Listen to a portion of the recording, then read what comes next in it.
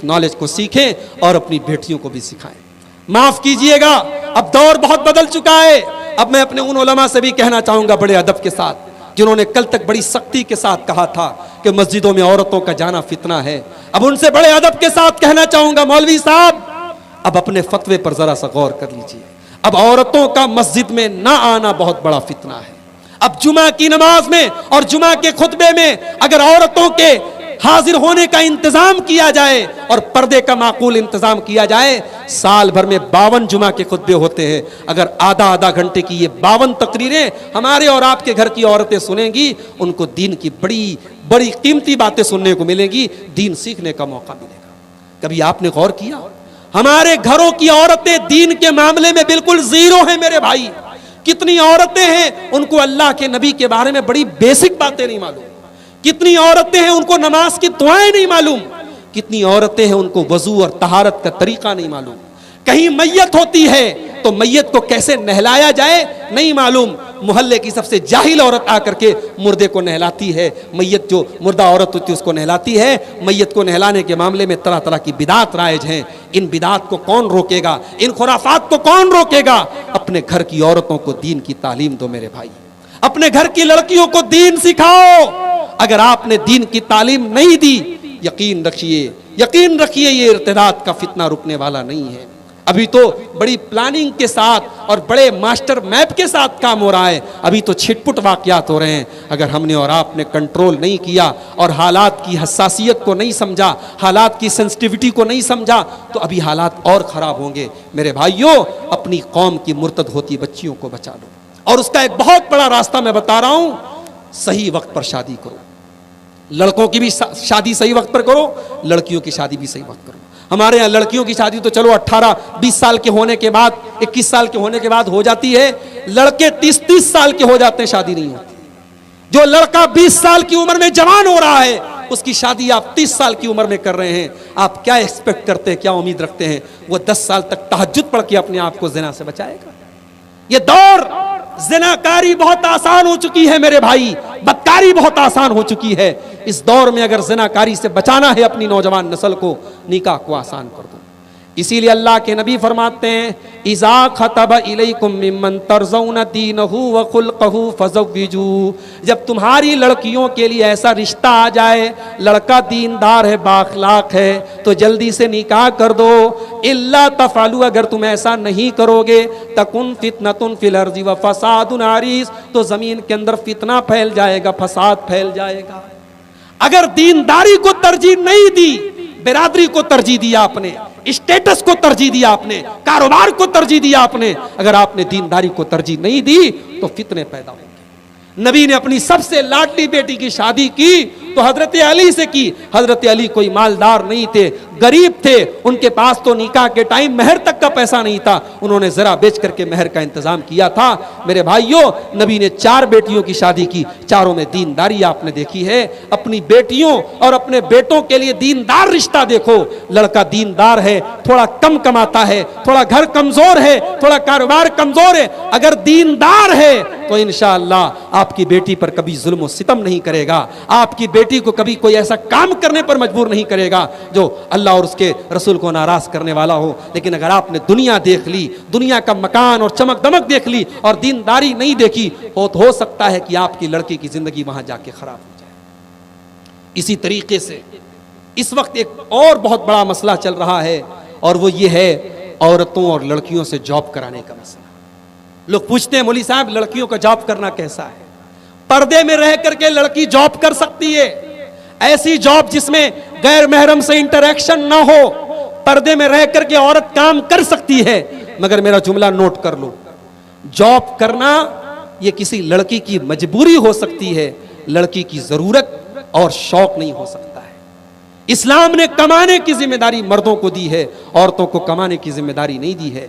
अल्लाह ने मर्दों को कव्वाम इसीलिए बनाया है औरतों के ऊपर कि मर्द को कमा के लाना है, मर्द को घर चलाना है। आपने बेटियों को अगर कमाने का काम सौंप दिया, हमने बहुत सारे घरों में देखा जहां औरतें कमाई कर रही हैं, वहां के मर्दों को हमने दयूस देखा है, वहां के मर्दों को हमने बेगैरत देखा है।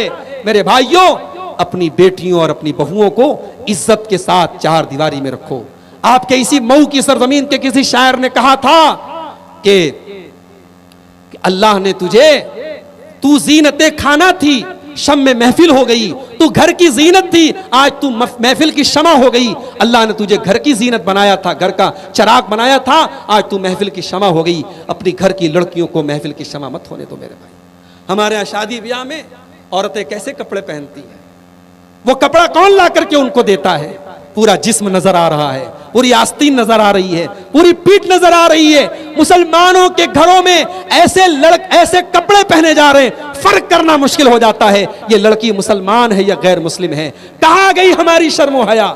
किसी दौर में मुबारकपुर का नाम लिया जाता था, मऊ का नाम लिया जाता था, बनारस का नाम लिया जाता था, पूरे हिंदुस्तान में नहीं पूरी दुनिया में, कि पर्दा देखना हो तो मुबारकपुर में देख लो, पर्दा देखना हो तो मऊ में देख लो, पर्दा देखना हो तो बनारस में देख लो। आज इस पर्दे का जनाजा निकल गया हमारे घरों से। शादी ब्याह के मौके पर ऐसे लिबास और ऐसे कपड़े हमारे यहाँ पहनाए जा रहे हैं, वो कपड़ा पहन करके भी हमारे घरों की लड़कियां नंगी नजर आती हैं। मेरे प्यारे साथियों, दयूस हैं ऐसे बाप, दयूस हैं ऐसे शौहर, दयूस हैं ऐसे भाई जो अपनी बहन बेटियों को ऐसा कपड़ा ला करके देते हैं। अल्लाह के प्यारे नबी ने फरमाया 3 लोग ऐसे होंगे कयामत के दिन, रब्बुल आलमीन न तो उनकी तरफ देखेगा, न उनसे बातचीत करेगा, न उनको पाक व साफ करेगा। कौन 3 लोग होंगे? आपने फरमाया अल-आक़ु लिवालिदैहि, अपने माँ बाप को सताने वाला, अपने माँ बाप को तकलीफ देने वाला, वल मरअतुल मुतरज्जिला, और मर्दों की नकल करने वाली औरत, और नंबर 3 अद्दयूस, बेगैरत मर्द, अल्लज़ी युकिर्रु फी आलिहिल खुबुस, जिसके घर में बेगैरती हो रही हो, जिसके घर में बेहयाई हो रही हो और उसको कोई फर्क ना पड़ रहा हो। अपने घर की औरतों को ऐसे पर्दे का आदी बनाओ कि वो दुनिया के किसी कोने में चली जाएं, उनको ये एहसास हो कि मुझे बेपर्दा नहीं होना है, मुझे अपनी शर्म हया का लिहाज रखना है। और हमने नबी के दौर में ऐसी औरतों को देखा है, नबी के दौर में ऐसी औरतें नजर आती हैं। जंग के मैदान में एक औरत आती है, उसका बेटा शहीद हो चुका है, औरत जंग के मैदान में शहीदों की लाशों को देख रही है, लेकिन चेहरे को नकाब से ढाके हुए है, चेहरे को चादर से ढाके हुए। किसी ने कहा अम्मा तेरा बेटा शहीद हो गया, तेरा बेटा कत्ल हो गया, और तू चेहरा ढाक के आई है, तू चेहरे को छुपा के आई है, तू नकाब पहन के आई है। तो उस माँ ने जवाब दिया था, उस माँ ने जवाब दिया था, इन्नी रुज़ी तो इब्नी वलम उर्जा हयाई, मैंने बेटा खोया है, मैंने शर्म हया को नहीं खोया है, मेरी शर्म हया नहीं गई है, मेरा बेटा गया है। आज हमारी कौम को ऐसी औरतों की जरूरत है मेरे भाई। अल्लाह की कसम, दिल दुखता है, दिल दुखता है, दिल तड़पता है जब हम सुनते हैं कि हमारी कौम की बेटी मुर्तद हो गई। ये सिर्फ गुस्सा करने की बात नहीं है, ये रोने का मकाम है। एक बेटी हमारी अगर मुर्तद हो रही है, इसका मतलब कि एक परिवार के जहन्नम में जाने का रास्ता तय हो रहा है, एक परिवार पूरा जहन्नम में जा रहा है। मेरे भाइयों, हमने तो नबी के दौर में ऐसी औरतों के वाकयात पढ़े थे जिन्होंने दीन और ईमान बचाने के लिए अपनी जान दे दी थी। हमने हजरत सुमैया का वाकया पढ़ा था कि सुमैया रजी अल्लाह ताला अन्हा को उनके जवान बेटे के सामने, उनके शौहर के सामने जब नंगा कर दिया जाता है, बेआबरू कर दिया जाता है, और जालिम अबू जहल कहता है कि ऐ सुमैया, अगर तूने ईमान को नहीं छोड़ा, तूने मोहम्मद का दीन नहीं छोड़ा, तो ऐ सुमैया तेरे जवान बेटे के सामने तेरी शर्मगाह पर हमला करके हम तुझे खत्म कर देंगे, बड़े बदतरीन तरीके से, बड़े हयासोस तरीके से तुझे कत्ल कर देंगे। सुमैया ने मुस्कुराते हुए कहा, अगर इस शहादत के बदले मुझे जन्नत मिल रही है तो ये सौदा कोई महंगा सौदा नहीं है। सुमैया ने अपनी जान अल्लाह की राह में कुर्बान कर दी और बड़ी बेदर्दी से सुमैया को शहीद कर दिया गया, मगर सुमैया ने इस्लाम से कॉम्प्रोमाइज नहीं किया, तौहीद से कॉम्प्रोमाइज नहीं किया। हमारी कौम की तारीख तो ऐसी औरतों के वाकयात से भरी पड़ी है मेरे भाई। मेरे नौजवानों, आज बहुत सारे नौजवानों के बारे में हम देखते हैं और वीडियोस भी देखते हैं कि वो किसी टॉर्चर में आकर, किसी के जुल्म में आकर आज जुबान से कुफरिया कलमात बोल देते हैं, या दूसरों को खुश करने के लिए ऐसी बात बोल देते हैं जो अल्लाह को नाराज करने वाली है। मगर हमने तारीख में हजरत बिलाल का वाकया पढ़ा था। बिलाल कोई हैंडसम तो नहीं थे, बिलाल कोई खूबसूरत और स्मार्ट तो नहीं थे, बिलाल काले कलूटे थे, और अरब के तपते हुए सहरा पर बिलाल को लिटाकर बिलाल का मालिक उमैया इब्न खल्फ उनके सीने पर गर्म पत्थर रख देता था और बिलाल से कहता था, ऐ बिलाल तू मोहम्मद का दीन छोड़ दे, हम तुझे टॉर्चर करना छोड़ देंगे। बिलाल तेरा जिस्म तो स्याह है, तेरा बदन तो काला है, मगर बिलाल तेरे सीने में धड़कने वाला दिल वो ईमान से लबरेज है, वो मोहम्मद रसूलुल्लाह की मोहब्बत से भरा है। बिलाल की पीठ अरब के तपते हुए सहरा पर पिघल रही है, बिलाल का सीना गर्म पत्थर से दबा जा रहा है, मगर बिलाल की जुबान से एक ही सदा निकलती है, अहद अहद, मेरा रब एक है, मेरा अल्लाह एक है, मेरा माबूद एक है। हमने तो ऐसे वाकयात पढ़े हैं मेरे भाई। हमने तारीख में सुहैब रूमी का वाकया पढ़ा। सुहैब रूमी जब मक्का से मदीना जाने लगे, अपनी जिंदगी भर का सारा माल, सारी दौलत इकट्ठा करके जब जाने लगे, मक्का के काफिरों ने पकड़ा, कहां जा रहे हो? कहा मदीना जा रहा हूं, अपने नबी के पास जा रहा हूं। कहा है सुहैब, जब तुम मक्का में आए थे तो गरीब थे, फकीर थे, तुम्हारे पास कुछ नहीं था, आज सारी दौलत लेकर के मदीना जा रहे हो, हम तुम्हें जाने नहीं देंगे। कहा फिर क्या करोगे? कहा तुम्हें जाना है अकेले जाओ, ये सारा माल तुमने मक्का में रह के कमाया है, ये सब छोड़ के जाना पड़ेगा। मेरे भाइयों, सुहैब रूमी ने एक मिनट के लिए भी गौर नहीं किया, एक मिनट के लिए भी तवक्कुफ नहीं किया, अपनी सारी जिंदगी भर की गाड़ी कमाई उन मक्का के लोगों के हवाले कर दी और मदीना पहुंचे। नबी अकरम ने अपने इस सहाबी को देखा, सीने से लगाया और कहा, रबिहतल बैया, ऐ सुहैब, मुझे अल्लाह की तरफ से सारा मामला बता दिया गया है। ऐ सुहैब, तूने बड़े मुनाफे का सौदा किया है, तूने बड़े फायदे का सौदा किया है, तूने सब कुछ गंवा करके अपने ईमान को बचाया है, अपने इस्लाम को बचाया है, तूने बड़े मुनाफे का सौदा किया है। मेरे भाई, हम गरीब हैं, हम कमजोर हैं, हम निहत्ते हैं, हमारे पास कुछ नहीं है, मगर हमारे पास एक ही दौलत है और वो दौलत ईमान की है। अब ये ईमान की दौलत भी अगर कोई लूटना चाहे तो हम आसानी से उसके हवाले कर दें, ये कैसे हो सकता है? कल कयामत का दिन होगा, कल अल्लाह की बारगाह होगी, अल्लाह पूछेगा मेरे बंदे तू क्या लाया है? हम कहेंगे अल्लाह कुछ नहीं हमारे पास, एक तेरी मोहब्बत है, एक तेरे नबी की मोहब्बत है, अय अल्लाह एक तेरी तौहीद है, एक तेरे नबी की शरीयत की पासदारी है, एक ला इलाहा इल्लल्लाह है, एक मुहम्मदुर रसूलुल्लाह है। हम यही लेके आए हैं, ये ईमान हमें कल क़यामत के दिन बचाएगा। मेरे भाइयों, रब्बुल आलमीन कुरान में कहता है, इन्नल लज़ीना कफ़रू व मातू व हुम कुफ़्फ़ारुन फ़लन युक़बल मिन अहदिहिम मिलुल अर्ज़ि ज़हबा। जो लोग बगैर ईमान के कल दुनिया से जाएंगे, कल जब अल्लाह की बारगाह में जाएंगे तो ज़मीन भर के सोना भी अगर वो अल्लाह की बारगाह में पेश कर दें, फ़लन युक़बल मिन अहदिहिम, ज़मीन भर सोना भी अल्लाह कबूल नहीं करेगा। इस ईमान की कदर करो मेरे भाई। अगर अल्लाह ने आपको ये तौफीक दी है कि आपकी पेशानी सिर्फ उसके दर पे झुक रही है, आप किसी और के आगे अपना सर नहीं झुका रहे हैं, इस नेमत पर अल्लाह का शुक्र अदा करो। हम क्या, हमारी औकात क्या, हम क्या, हमारी औकात क्या? अल्लाह हमें चाहता तो हम भी जानवरों की इबादत कर रहे होते, हम भी अल्लाह की मखलूक की इबादत कर रहे होते, मगर अल्लाह ने हमें तौहीद पर बनाया है। इस नेमत की कद्र करो और अपने बच्चों की अकीदे की भी फिक्र करो।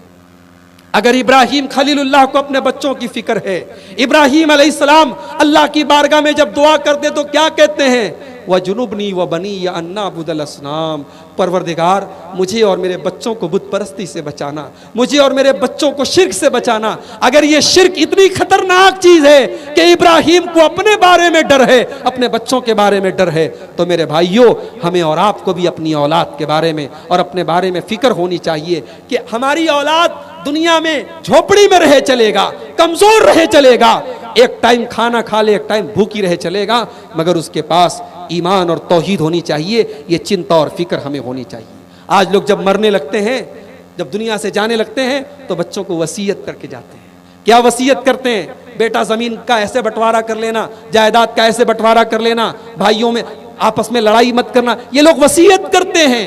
हजारों साल पहले हजरत इब्राहीम के एक पोते थे, उनका नाम याकूब था। याकूब के 12 बेटे थे। याकूब खुद नबी थे, उनके बाप इसहाक भी नबी थे, उनके दादा इब्राहीम भी नबी थे। नबी के पोते हैं, नबी के बेटे हैं, खुद भी नबी हैं, और 12 बेटों में एक बेटा यूसुफ भी नबी है। नबियों का घराना है और याकूब का आखिरी टाइम है, और चारपाई के आसपास 12 बेटे अपने बाप को घेर के खड़े हैं। और याकूब अपने बच्चों से क्या कहते हैं? कुरान का पहला पारा उठाओ, अल्लाह याकूब की वसीयत को नकल करता है। अम कुंतुम शुहदा इज़ हज़र याकूब अल मौत इज़ क़ाल लिबनीहि मा ताबुदून मिन बाद। हजरत याकूब अपने 12 बच्चों से कहते, मेरे बच्चों तुम किसकी इबादत करोगे? मेरे बाद तुम किसकी इबादत करोगे? हमें और आपको लगेगा यार ये मजाक हो रहा है, नबियों का घर है, बाप खुद नबी है, बेटे एक बेटा नबी है, और क्या पूछ के जा रहे हैं, क्या कह के जा रहे हैं, बेटा किसकी इबादत करोगे? ये कोई मामूली बात नहीं है, इसकी फिक्र होनी चाहिए।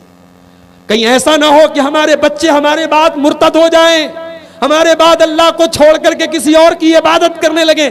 बच्चों की तौहीद की फिक्र करो, बच्चों के मुस्तकबिल और बच्चों के भविष्य से ज्यादा बच्चों की आखिरत की फिक्र करो। याकूब पूछते हैं, बच्चों किसकी इबादत करोगे? 12 बेटे जवाब देते, ना बुदु इलाह का व इलाह आबाई का इब्राहीम व इस्माइल व इसहाक। अब्बा जान, हम उस एक अल्लाह की इबादत करेंगे जिसकी इबादत आप करते हैं और जिसकी इबादत हमारे बाप दादा करते थे। मेरे भाइयों, ये चीज है जिस पर हमें तवज्जो देने की जरूरत है। अपनी औलाद की